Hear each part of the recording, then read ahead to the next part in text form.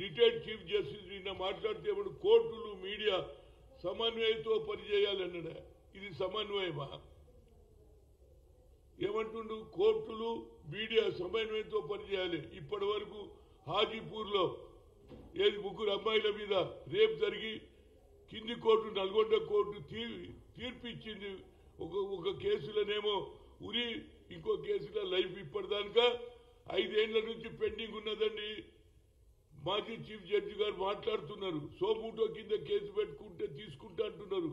ఇంత అన్యాయం జరిగినా, ఇంత ఓపెన్ గా మాట్లాడినా, మేము తీసుకుపోయి అప్లికేషన్ ఇచ్చినా, లేకుంటే మీరు అంటారు కదా ఎవరు ఇచ్చిందని, మేము అప్లికేషన్ ఇచ్చినా ఎట్టి పరిస్థితులలో మోహన్ భగత్ మీద కేసు పెట్టాల్సిందే, ఎఫ్ఐఆర్ పెట్టాల్సిందే, ఆయన పిలిపియాల్సిందే. స్వాతంత్రం ఎవరు తెచ్చిండ్రు అనేది దేశ ప్రజలకు తెలుస్తుంది. అప్పుడు అన్నట్టు మీద కేసు పెడితే ప్రజలకు కూడా తెలుస్తుంది వీడు అబద్ధాలు చెప్పిండు. కాబట్టి తెలంగాణ గవర్నమెంట్ సరి అయిన పని చేసి అస్సాంలో చేసిండ్రు, ఏం తప్పేం మాట్లాడలే. వీళ్ళు వాళ్ళ ఇన్ఫ్లుయెన్స్ ను ఉపయోగిస్తున్నారు కనుక బీజేపీ ఆర్ఎస్ఎస్ మీద పోరాడమనే చెప్పిండు తప్పితే ఆయన ఏం చెప్పలే. దానికి కేసా? అక్కడ ఉన్న ముఖ్యమంత్రి బీజేపీ ముఖ్యమంత్రి కాబట్టి కేసు పెడతాడు.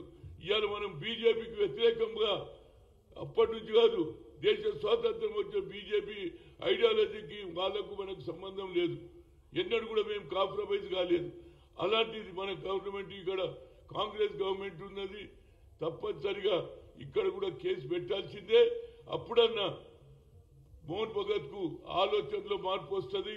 ఇక ముందు ఇలాంటి స్టేట్మెంట్లు కానీ రెచ్చగొట్టడానికి, కాంగ్రెస్ ను దిగజార్చడానికి రాహుల్ గాంధీ మీద కేసులు ఎట్లా పెట్టిండు. కాబట్టి నేను పోలీస్ స్టేషన్లు ఇచ్చిన ఈ కాపీలందరూ కూడా మీకు పంపిస్తున్నా.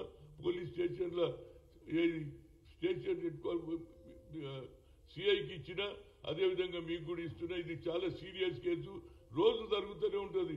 కేటీఆర్తో ఆంధ్రతో కానీ ఇది మా రాహుల్ గాంధీ మీదనే కేసు పెట్టింది. కాబట్టి ఇది should take very serious. Mohan Bhagat మీద ఎఫ్ఐఆర్ రిజిస్టర్ చేయాలి, పిలవాలి. ఇంకోసారి ఇలాంటి భాష మాట్లాడకుండా చూడాలి. ఎట్లనైనా బీజేపీ వాళ్ళకు నోరు లేదు, వేరేది మాట్లాడతారు. కానీ ఎవరు ఆర్ఎస్ఎస్ చీఫ్ వ్యతిరేకంగా మాట్లాడే ధైర్యం ఎవరికి లేదని మీ ద్వారా తెలియజేస్తున్నా. Thank you.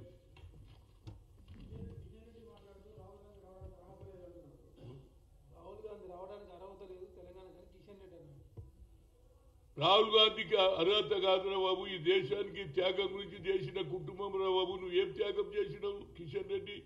ఇవాళ రేపు ఏమన్నా ఉంటే డైరెక్ట్ రాహుల్ గాంధీ మీద అటాక్ చేస్తే ఏది గొప్పతనం అనుకుంటున్నావు, లేకుంటే నీకు ఏదన్నా లబ్ధి పొందుతున్నాడు. ఇంకోసారి ఇలాంటి మాటలు మాట్లాడితే మేము కూడా చాలా మాట్లాడవలసి వస్తుంది.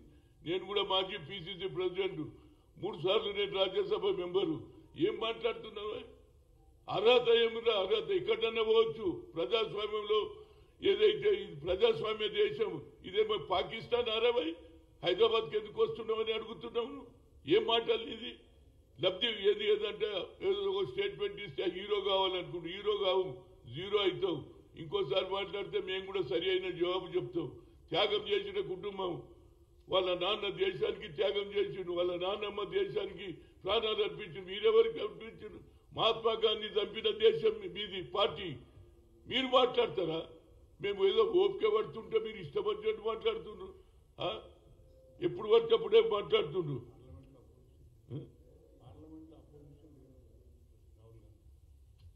అన్నిటికంటే ముఖ్యం ఆయన ఎందుకు వస్తున్నాడు, ఆయన ఏఆర్ఎస్ అంటున్నాడు, ఆయనకు తెలియదేమో.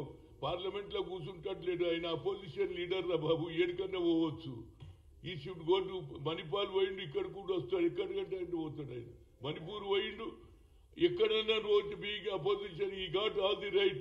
నరేంద్ర మోడీకి ఎంత రైట్ ఉన్నది, ఈయన కూడా అంతే రైట్ ఉన్నదని కిషన్ రెడ్డికి చెప్తున్నా. Okay, thank you.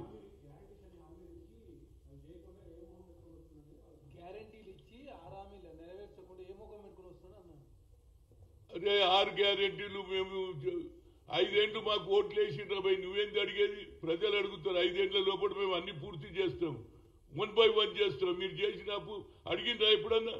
Narendra Modi అడిగినారు, ఇంత అప్పు చేస్తున్నాం అని బీఆర్ఎస్ వాళ్ళని అడిగినారా బాబు? బీఆర్ఎస్ లోపలప్పుడు అండర్స్టాండింగ్, ఎక్కడ అర్జుడు చూసి మమ్మల్ని అంటారు. వాళ్ళకు వేన్ థ్రెట్ మాతోటే ఉన్నది. ఎందుకంటే రాహుల్ గాంధీ కన్యాకుమారి నుంచి కాశ్మీర్ వరకు నడిచిన తర్వాత పాపులర్ అయిండు. ప్రజల సమస్య తెలుసుకుని జిత్తిన హిస్సేదారి భాగీదారు అన్నాడు. 50% సీలింగ్ ఎత్తేస్తాడు. నిజంగానే మీకు కొద్ది ఆలోచన ఉంటే ఈ దేశంలో పేదవాళ్ళ గురించి ఆలోచన చేసే కుటుంబం ఎవరితో అది ఇందిరాగాంధీ ఇచ్చిన భూములు కూడా అమ్మేసుకుంటున్నారు.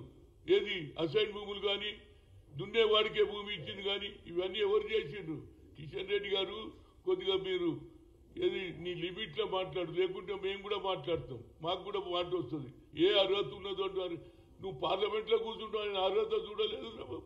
ఎట్లా మాట్లాడతాడు మీ ప్రధానమంత్రి? అన్ని మీరేమేమి తప్పులు చేసి అన్ని ఎండగడుతుండా లేదా? ఇక్కడికి వచ్చి మీ ఇది సంగతి కూడా మాట్లాడతాడు. ప్రజలకు ఇచ్చిన హామీలు కూడా తప్పనిసరిగా నెరవేర్చడానికి ఆయన వస్తున్నాడు. అన్నిటికంటే సంవిధాన్ బచావ్ అనే నార మీద వస్తుండు. సంవిధాన్ను పక్కకు పెట్టాలని, దేశాన్ని ముక్కలు చేయాలని మీరు చూస్తున్నారు. రాహుల్ గాంధీ దేశాన్ని జోడించడానికి చూస్తున్నారు. మీరు నఫరత్ పైదా కరో అని మీరు చూస్తారు. నఫరత్ చూడో ప్రేమ్ బడా ఉద్దకు వస్తున్నాడు అనేది నా ఉద్దేశం. Thank you.